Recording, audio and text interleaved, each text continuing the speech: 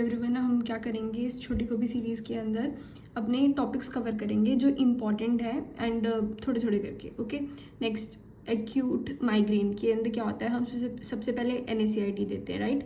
तो हम सुमेट्रिप्टिन देंगे अगर वो काम नहीं करेगा तो, जो कि वैसोकंस्ट्रिक्शन करता है। एंड वो कहाँ पर काम करता है, इंपॉर्टेंट है, 5-HT1B1D एगोनिस्ट, ओके, जो कि CGRP को कम करेगा, बट इसका साइड इफेक्ट है वैसोकंस्ट्रिक्शन। एंड ओपियोइड हम देंगे अगर वो काम नहीं करा तो हमने एड ऑन कर दिया, रिजाट्रिप्टिन दे दिया, या फिर नेजल स्प्रे आया है, डाईहाइड्रो अर्गोट करके कुछ है, ठीक है।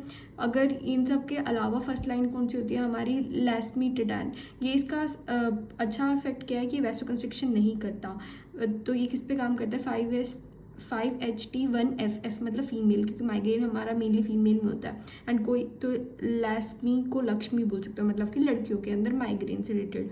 अर्गोट हम देते हैं, वो भी 1 HPD पे ही काम करेगा, तो अब क्या हो जाएगा, वैसोकंस्ट्रिक्शन, ठीक है। जी पैंट्स होते हैं जो कि वैसोडाइलेशन करते हैं, which is good. CGRP antagonist ही हो गए, जी पैंट्स में से ही आपको CGRP मिल रहा है, ठीक है। फिर उसके बाद आता है हमारा ergotism, which is a side effect of ergot, ठीक है। वैसोकंस्ट्रिक्शन करवाएगा, ये सबसे मेन इफेक्ट होता है। तो अब इसको लर्न कैसे करेंगे, अर्गोटिज्म ही है हमारी trick. E for euphoria, R for retroperitoneal fibrosis करवाएगा, G for GIT याद रख लो, नोजिया वोमिटिंग तो हम वैसे भी सब में चिपका देते हैं, तो फिर इस्कीमिया गैंग्रीन याद रख लो, मतलब याद रहेगा कि कितनी बार we are repeating. Optic hallucination euphoria से याद आ जाएगा, ये इंपॉर्टेंट है। ट्राइकस्पिड एंड माइट्रल वॉल्व का डैमेज भी कराता है एंड मदर के अंदर कॉन्ट्राइंडिकेटेड होता है, ठीक है। फिर क्योंकि प्लेसेंटा पे काम करेगा तो फिर हमारा प्लेसेंटा खराब कर सकता है ना, तो प्रेगनेंसी खराब हो जाएगी।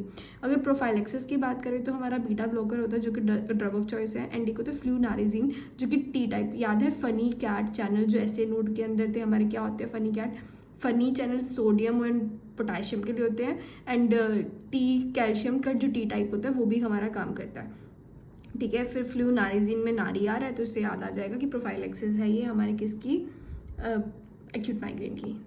Okay, next topic.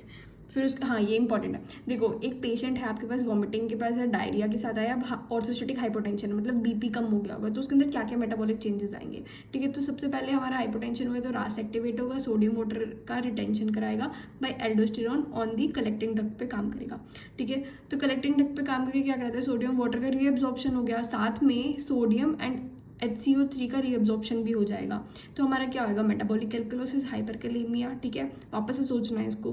फिर अब हमारा ये हो गया, देखो इसको सिंपल याद करने का तरीका क्या है, मेटाबॉलिक एल्कलोसिस का उसका उल्टा क्या होगा, रेस्पिरेटरी, एंड एल्कलोसिस का एसिडोसिस, ठीक है। लॉजिक से भी कर सकते हैं बट ऐसे लर्न कर लो। वॉमिटिंग में HCl लॉस हो रहा है तो hypochloraemia, hyperkalaemia, metabolic alkalosis, respiratory acidosis. Thank you.